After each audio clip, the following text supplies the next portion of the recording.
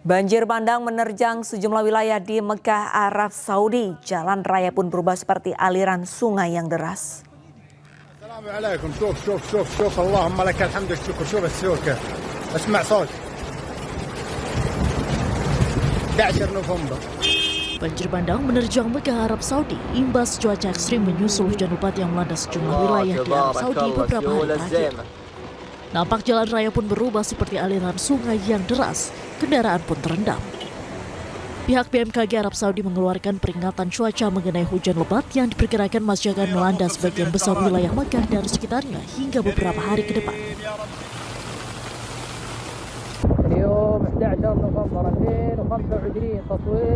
Otoritas setempat mengimbau warga tetap waspada karena kondisi cuaca tidak stabil, berpotensi membawa hujan deras disertai banjir bandang.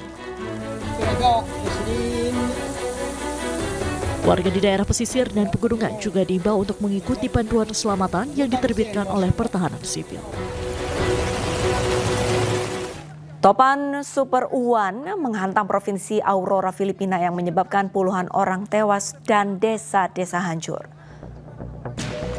Seluruh masyarakat pesisir di Provinsi Aurora, Filipina Tengah berjuang setelah topan dahsyat Uwan menerjang wilayah tersebut. Banjir bandang meratakan rumah-rumah, menumbangkan pohon-pohon, dan memicu tanah longsor yang menyebabkan jalan-jalan utama tidak dapat dilalui. Kehancuran meluas di desa Dinadiawan dan di Pakulauk, dengan rumah-rumah pantai hancur menjadi puing. Sementara penduduk menyelamatkan apa yang tersisa dan yang lainnya membangun tempat berlindung sementara di tengah puing.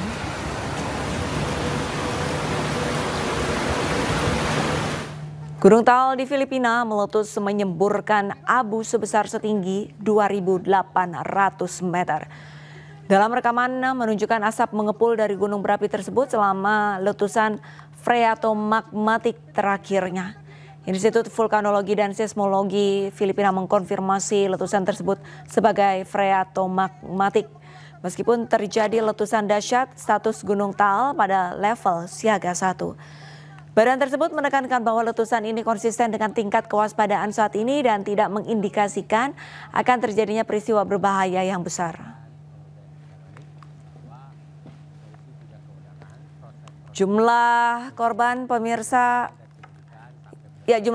tewas akibat banjir dan hujan lebat yang menghantam Vietnam sejak Kamis akibat terjangan topan Kalmaigi menjadi 40 orang. Topan Kalmaigi melanda daratan Vietnam dan menghantam kota pesisir Quy Nhon serta daerah sekitarnya. Rekaman menunjukkan kerusakan luas akibat badai pohon tumbang di jalan dan pilar beton serta papan reklame roboh. Tim penyelamat dan warga berjibaku membersihkan puing-puing serta menunggu pemulihan listrik.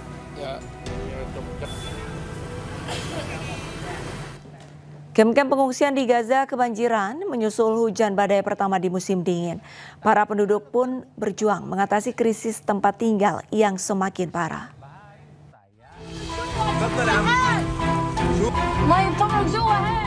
Banjir melanda kamp pengungsian di Gaza, Palestina menyusul hujan badai pertama di musim dingin.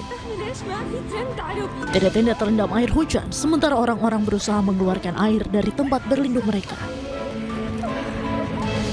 Otoritas Pertahanan Sipil Gaza pun mengimbau warga, terutama yang mengungsi di tenda dan tempat penampungan, untuk mengambil tindakan pencegahan yang diperlukan terhadap badai dan angin kencang. Termasuk juga menguras air hujan, mengamankan tenda, memasang penghalang untuk mencegah kebocoran air, menghindari bangunan yang tidak aman, tidak menyalakan api di dekat bahan plastik, dan menghindari daerah yang tergenang air.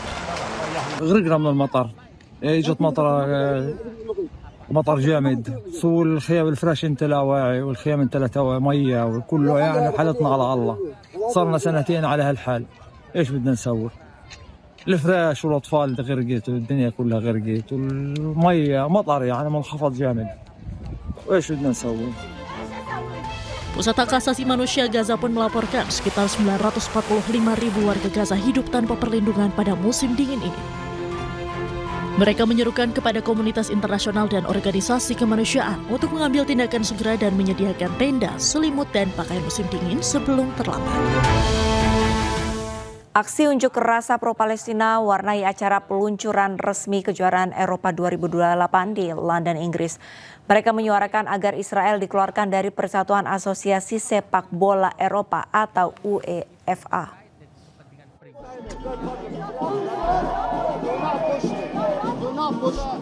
Demonstrasi pro-Palestina mewarnai acara peluncuran resmi kejuaraan Eropa 2028 di London. Pendemo membentangkan spanduk dan mengibarkan bendera Palestina, menyerukan dikeluarkannya Israel dari Persatuan Asosiasi Sepak Bola Eropa atau UEFA. We are out here tonight because the heads of UEFA, the heads of European football are in that room behind us. We want UEFA to do the right thing, to do the proper thing, to do the thing according to international law and kick out Israel. Kick Israel out of European football. Israel telah menjadi anggota UEFA sejak 1994, setelah meninggalkan Konfederasi Sepak Bola Asia pada tahun 1974 karena boikot regional. Para kritikus berpendapat FIFA dan UEFA telah mengabaikan surat PBB pada September 2025 untuk menangguhkan Israel atas dugaan pelanggaran hak asasi manusia. Sementara Asosiasi Sepak Bola Israel menyatakan bahwa UEFA dan FIFA harus tetap netral secara politik. Ketegangan kembali memuncak di beberapa wilayah tepi barat Palestina. Sejumlah warga, termasuk anak-anak, ditangkap usai serangkaian penggerebekan yang dilakukan pasukan Israel di berbagai kota.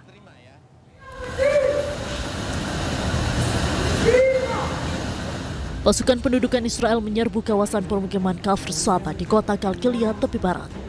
Dalam penggerebekan yang dilakukan ke sejumlah rumah warga Palestina, mereka menangkap 2 warga bernama Muhammad Al-Kuwaiti beserta putranya yang masih berusia 14 tahun. Seorang mantan tahanan, Kamil Dawud, juga turut ditangkap bersama putranya yang masih berusia 13 tahun. Warga setempat pun menyebut operasi ini berlangsung mendadak dan disertai intimidasi terhadap penghuni rumah. Sementara di Hebron, tepi barat, kendaraan lapis baja Israel dilaporkan masuk ke wilayah selatan kota tersebut. Kehadiran militer pun memicu ketegangan di sejumlah titik. Sementara itu di kamp pengungsi Askar Lama Nablus, pasukan Israel menembakkan gas air mata saat melakukan pengepungan dan penggeledahan rumah warga. Penggerebekan juga terjadi di kota Mitlud, selatan Jenin. Pasukan Israel menutup akses masuk dan menggelar operasi penyisiran di sejumlah lingkungan permukiman warga Palestina.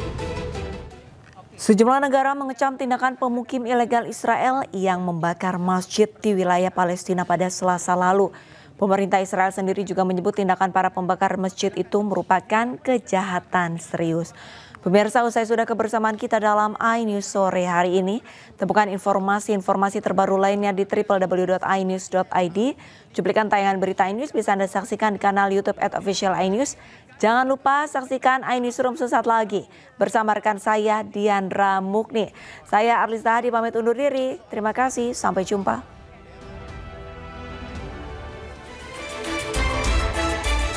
Pemerintah sejumlah negara ramai-ramai mengecam pemukim ilegal Israel yang membakar masjid dan Al-Quran di tepi barat Palestina.